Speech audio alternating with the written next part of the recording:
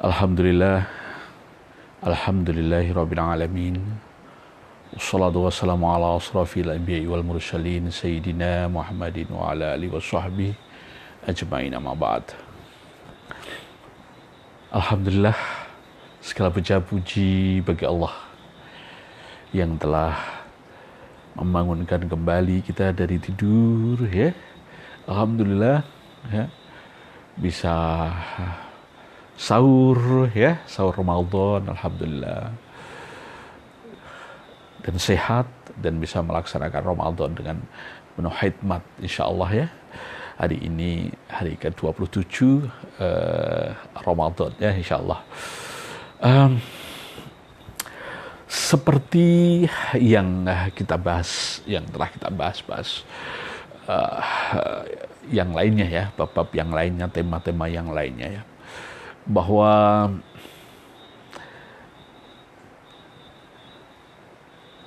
sebagai seorang muslim, ya, tentunya semuanya kali ini, ya, menjalankan ibadah saum Ramadan 1 tahun 1 kali. Ini ternyata menyimpan sebuah rahasia yang sangat luar biasa, ya. Dan dalam hemat saya, ya, minimal dari perspektif perilaku otak, ya, bahwa yang namanya saum Ramadan ini bukan hanya sekedar sebuah ibadah, ya, sebuah ibadah yang harus dijalankan, ya, tapi memang dan bukan hanya sekedar sebuah kewajiban, gitu, ya. Ini merupakan satu tools yang diberikan Tuhan, satu tools yang diberikan Allah kepada kita, ya, spesialnya memang para umat Islam, ya, spesialnya lagi, ya, kan yang ditujukan ya ayyuhalladzina amanu, bagi yang beriman, ya, gitu, ya, untuk menjalankan ibadah atau saum Ramadan ini. Saum Ramadan tidak terlepas dari sebuah aktivitas, ya, yang disebut dengan menunda kenikmatan, ya, menunda kenikmatan, delay gratification, ya, gitu, ya. Jauh kurang lebih 1400 tahun yang lalu, bahkan sebelum 1400 tahun yang lalu, ya, para orang-orang orang-orang pilihan Allah, ya, para orang beriman, ya, telah memberikan contoh bahwa pentingnya saum Ramadan atau saum-saum yang lainnya, ya. Ini spesialnya saum Ramadan. Kemudian kenapa kok bisa dimasukkan di dalam satu delay gratification, ya, menunda kenikmatan? Ya, teman-teman bayangin, ya,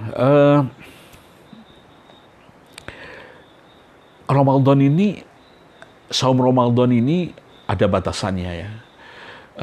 Tidak boleh melakukan aktivitas-aktivitas yang membatalkan Ramadan, ya. Mulai dari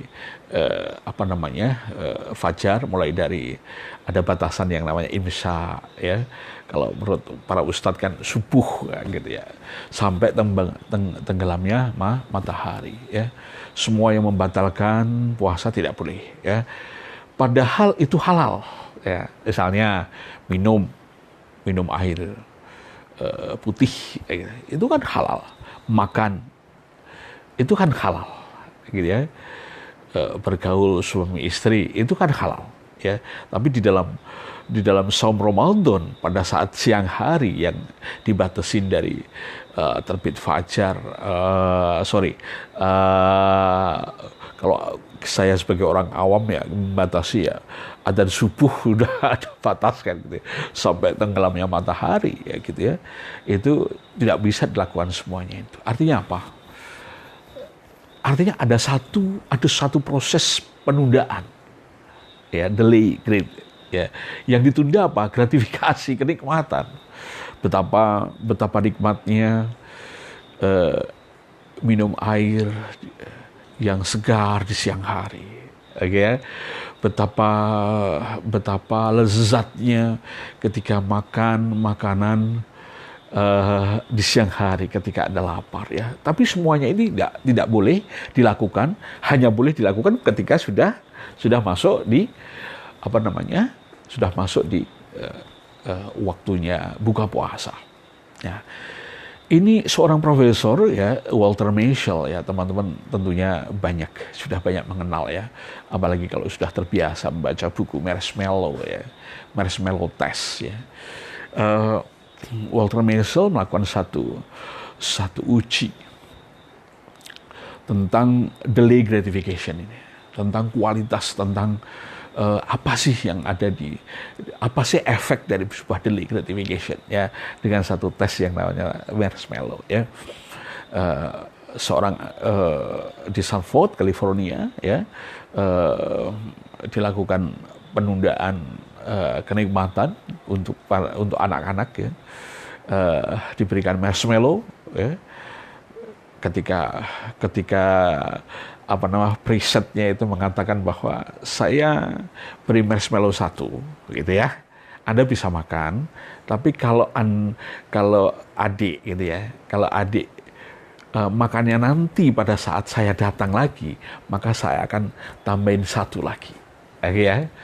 Jadi dia melakukan satu riset ya, anak itu sendirian atau sama temennya di satu ruangan ya, di satu ruangan itu ada videonya tentunya gitu ya, dengan riset model seperti itu, maka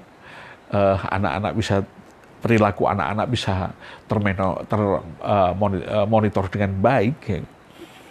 Terus kemudian bagaimana tingkahnya dia ketika melakukan satu proses delay gratification itu, menunda. Anda bisa perhatikan ya, ada anak yang lihat terus gitu ya, pegang gigi, dicolek-colek, ada yang didilatin, gitu ya. Ada yang langsung dimakan, ada yang langsung dimakan. Ada yang lihat, terus kemudian dia merasa nggak mampu, akhirnya dia tutup mata, ya. Macam-macam cara anak-anak ini merespon terhadap marshmallow yang diberikan itu. Ingat bahwa Anda bisa, pesannya dari periset bahwa Anda bisa makan langsung, gitu ya. Nah, Anda bisa makan langsung, nah, gitu ya. Tapi kalau Anda bisa menunda sampai kami masuk lagi ke ruangan ini, maka Anda mendapatkan 2, gitu ya. Nah, ini satu fenomena yang baik. Selamat pagi, Sapa Bunda Sebira dan teman-teman yang lainnya yang telah bergabung ya. Saya ulangi ya. Jadi begitu luar biasanya tuh anak-anak. Jadi yang namanya delay gratification itu ada bagian dari self controlnya. Kemarin kita sudah ngomong tentang self control ya. Efeknya apa? Ada anak-anak yang langsung sikat makan, ya begitu, langsung makan, karena begitu impulsif. Itu kan dorongan dari otak subkortikal, dan anak-anak tahu kan, anak-anak itu otak subkortikalnya kan berkembang amat sangat pesat, kayak gitu ya, sehingga dorongan emosi untuk mendapatkan hal itu, makanan yang lezat itu, dan marshmallow ya di California merupakan dambaan para anak-anak kan, gitu kan. Jadi begitu ada marshmallow langsung disikat gitu ya. Ada yang lainnya dilihat dulu kan, gitu kan, dia perhatikan apakah peneliti memperhatikan atau tidak kan, gitu kan. Ada perasaan, iya bener mau diberi lagi atau tidak, atau jangan-jangan enggak, gitu kan. Ada perasaan ketidakpercayaan, ada perasaan ingin langsung menyantapnya. Lama-lama setelah diperhatikan, lama-lama dia santap. Ada yang dipakai mainan-mainan dulu, akhirnya disantap. Tapi ada yang betul-betul ingin menunggu lagi, menunggu perisetnya itu datang lagi. Karena dia mengatakan akan mendapatkan 1 hadiah marshmallow lagi, jadi 2, kayak gitu kan. Wah, ini sangat, setelah dikaji lebih dalam ya, Walter Mischel itu melakukan satu riset yang cukup lama ya, kurang lebih 32 tahun ya informasinya. Ada beberapa 32 tahun itu sudah dengan kajian apa-apa, tapi yang jelas akhirnya sekitar 30 tahun kemudian ya risetnya itu dilihat lagi dan termasuk ada anak yang diriset saat itu masih kecil-kecil. Oke. Apa yang terjadi? Ada yang anak-anak yang impulsif, ya langsung sikat, nggak bisa, gitu ya. Ternyata anak-anak ini tumbuh dari keluarga yang sangat emosional, ya. Ada apa namanya? Ada yang temperamental, tumbuh di lingkungan yang temperamental, ya. Sehingga subkortikal yang harusnya subkortikal itu berisi otak emosi. Di antaranya otak emosi ada bagian-bagian yang ada piranti-piranti yang lainnya, sehingga seharusnya anak-anak ini bisa mengelola dalam pengasuhan. Anak-anak ini harusnya bisa diasuh dengan baik, ya, apa yang diasuh otak emosinya, ya, sehingga dia mampu mengendalikan diri, dia apa yang dikendalikan impulsnya, oke, ya. Nah, cuma persoalan memang pada anak-anak ini sistem kendalinya memang belum sempurna, gitu ya. Namun kalau dalam proses pengasuhan itu interaksi antara lingkungan dan anak itu ya diwarnai dengan emosi-emosi yang konstruktif, emosi-emosi yang membangun seperti bangun bonding, gitu ya. Ketika respon sesuatu, ya, orang tuanya mencontohi, ya, dengan respon yang baik, tidak gopohan, nah gitu kan, ya, oke. Tidak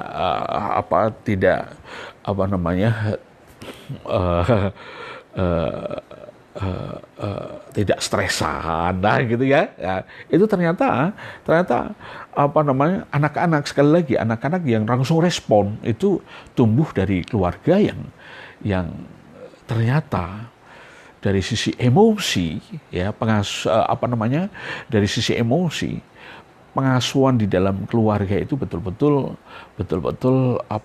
kualitas emosinya kurang baik. Dan kita tahu bahwa dalam satu proses pengasuhan emosi itu menempati 70-80% konten untuk mengasuh. Bayangkan itu, ya. Jadi teman-teman hati-hati ini dengan emosi serius ini, gitu ya. Kalau mendapatkan anak-anak yang mudah emosional itu bisa jadi cepat semangat dan cepat ngambekan, nah gitu ya, bisa jadi kan, gitu ya. Yang bagus balance kan, yang bagus kalem dan balance, ya. Ada yang lain yang dia masih bisa mengelola, gitu ya.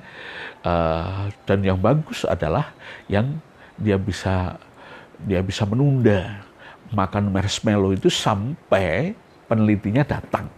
Ya, peneliti itu datang kembali, kemudian dia dapat 2 dan nampak sekali, ya, bagaimana ekspresi wajahnya, ekspresi tubuhnya menikmati hadiah 1 marshmallow lagi, sehingga dia makan dengan 2. Dan setelah dicek ternyata dia tumbuh di lingkungan keluarga, di mana ayah bundanya, ya, lingkungan keluarganya memiliki satu kondisi emosi yang sangat baik, ya, tidak impulsif, tidak temperamental. Kalau itu satu tadi temperamental, ini tidak temperamental, ya, sehingga otak anak yang memang saat anak kecil itu otak emosinya atau otak subkortikalnya itu tumbuh dengan sempurna, itu pas gitu ya, didikannya pas, jadi sesuai dengan tahapan tumbuh kembang otak ini. Nah, ini teman-teman keluarga muda Indonesia yang dirahmati Allah, ini penting sekali, ya. Nah, kenapa ada Ramadan? Kenapa ada puasa Ramadan? Bukan hanya 1 hari, 2 hari, atau 1 hari yes, 1 hari no, kan gitu kan? Ini kok langsung sebulan penuh, ya, gitu ya. Ini salah satunya ada fenomena yang diriset oleh Alvaro, ya. Alvaro, terus kemudian Andre Newberg, ya, bahwa aktivitas seseorang yang dilakukan oleh secara intens terus-menerus, ya, intens ini harus teratur, terukur terus-menerus, ya. Anda lihat Ramadan ini terukur, mulai dari terbit matahari, ya, mulai dari matahari muncul sampai matahari tenggelam, teratur, gitu ya. Jadi terukur, teratur, mana boleh, mana tidak, gitu kan. Nah, ini riset daripada Andrew Newberg bahwa aktivitas yang 100 menerus dan teratur, gitu ya, itu ternyata akan menimbulkan, akan melahirkan, akan memunculkan struktur-struktur neuron baru. Nah, struktur neuron baru ini yang pada gilirannya pada saat latihannya, ya, ingat dalam saum Ramadan itu bukan hanya sekedar saum saja, gitu ya. Dalam aktivitasnya di dalamnya ya ada sedekah, ada tilawah Quran, ada zikir, ada macam-macam ya. Seluruh aktivitasnya tentunya aktivitas-aktivitas yang bermakna growth, ya, bisa tumbuh, gitu ya. Maka akan terbentuk struktur-struktur neuron yang berisi tentang pikiran-pikiran yang growth. Oke, ya. Struktur neuron yang berisi dengan file-file kebaikan. Dan pada gilirannya, ya, kalau file-filenya berisi itu, ya, cara berpikirnya, cara bersikap, dan cara berperilakunya akan jadi baik. Nah, ini teman-teman, ini kenapa harus ada, gitu ya? Karena memang harus ada satu perbaikan, ada satu empowering, ada satu proses perbaikan yang tanda kutip, karena manusia itu harus dipaksa, ya, gitu ya. Maka saum Ramadan itu hukumnya wajib, gitu ya, wajib bagi orang yang beriman, ya, gitu. Karena apa? Karena mau nggak mau harus dikembaliin lagi, gitu ya. Neuron-neuron yang selama 11 bulan itu berisi tentang nggak karu-karuan lah, gitu ya. Misalnya, ya, campur aduk mungkin, ya, dalam berinteraksi dan seterusnya itu, ya,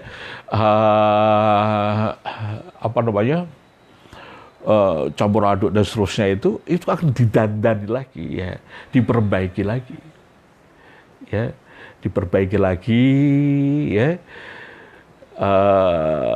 sehingga menjadi baik, ya. Ini ada pertanyaan nih, bagaimana dengan otak anak yang bertahun-tahun sudah menerima negasi, dan akhirnya mendapat negatif tersebut tertanam? Apakah bisa berlaku penjelasan yang barusan? Bisa dong. Yang diriset oleh Andrew Newberg itu orang-orang dewasa, ya, apalagi anak-anak. Nah, gitu ya. Anak-anak itu lebih cepat, proses sinaptogenesisnya lebih cepat. Ini kan hubungannya dengan sinaptogenesis, ya, dengan hubungannya dengan neurogenesis. Yang namanya neuroplasticity itu kan, ingat nanti satu saat, ya. Jadi di otak itu ada satu proses, ini ilmu modern, ya, di abad 21 ini memang ini ilmu modern, namanya neuroplasticity. Neuroplasticity itu di dalamnya adalah neurogenesis, bentukan neuron, ada sinaptogenesis, sambungan neuron, ada neurokompensasi. Dia melakukan satu bantuan. Misalnya ada di daerah lain yang aktivitas neuronnya kurang, kan, gitu, akan dibantukan oleh orang lain, ya, dengan ada satu konsep neuromigration, ya, berpindah, gitu ya. Jadi sangat mungkin, cuma memang ada syaratnya, syarat dan ketentuan berlaku. Semakin tua, ya, semakin usianya semakin tua, maka semakin membutuhkan effort yang besar untuk berubah. Change your brain, change your life. Itu banyak sekali kajian-kajian, gitu ya. Dan semakin lama semakin sempurna. Dan teman-teman ketika melakukan sesuatu dengan intens, ya, itu risetnya Andrew Newberg maupun Alvaro, ya, itu akan terbukti, ya. Dan saya sudah melakukan berapa kali. Sudah cukup banyak sekali, ya. Saya dampingin untuk program neuroparenting aja sejak 2008, ya. Bagaimana menge-change orang tua yang secara emosionalnya kurang bagus, dirubah pelan-pelan. Memang semakin besar orang dewasa, gitu ya, semakin susah, gitu ya. Susah maksud saya apa? Semakin effortnya semakin dibutuhkan, upayanya semakin dibutuhkan. Jadi kalau teman-teman lihat kuliah-kuliah saya di neuroparenting practitioner, ya, atau di seminar-seminar atau di workshop saya neuroparenting khususnya neuroparenting practitioner, ya, proses perkembangan otak itu kan saya bagi jadi 3 ya, 0 sampai 7 tahun, ya 7 sampai 14 tahun, 14 sampai 21 tahun ini dengan varian yang sangat fleksibel ya. Jadi nggak langsung pas 7 tahun, ada yang 6 tahun, ada 8 tahun dan seterusnya. Ya kalau teman-teman lihat di situ 0 sampai 7 tahun itu mudah banget. Mudah banget. Dan mudah banget tapi itu masuk. Laksana mengukir di atas batu ya gitu ya. Prosesnya mungkin di atas batu ya, yang dimaksud di sini dia kokoh gitu, nggak mudah berubah. Dan ini betul-betul juga Lisa Feldman Barrett dia melakukan satu riset yang menunjukkan itu gitu ya. Terus ya 7 sampai 14 tahun juga masih oke ya. Mulai masuk remaja ini agak repot ini. Mulai masuk remaja ini kalau mau change your brain-nya itu agak repot. Untuk change your habit-nya agak repot. Karena apa? Dia harus menerima dulu. Ya, harus sesuai dengan konsep-konsep yang dia sudah yakini. Oke ya. Nah, apalagi lewat dari situ. Jadi sangat bisa. Ya, sangat bisa. Asal dia mau menerima ya. Ada seorang manajer ya, usia kurang lebih 42 tahun ya. Dia mendapat ancaman mau keluar dari tempat kerjanya. Anaknya jenius, orangnya jenius ya gitu. Tapi salah satu kebanggaan adalah marah. Saya bilang gitu, "Bapak, kenapa sih mau dikeluarin?" "Ya saya ternyata katanya pemarah, Dok. Ya selalu dikit-dikit marah, kayak gitu kan." Oke. Lalu kenapa Bapak melakukan itu? "Loh, saya bangga kalau saya marah.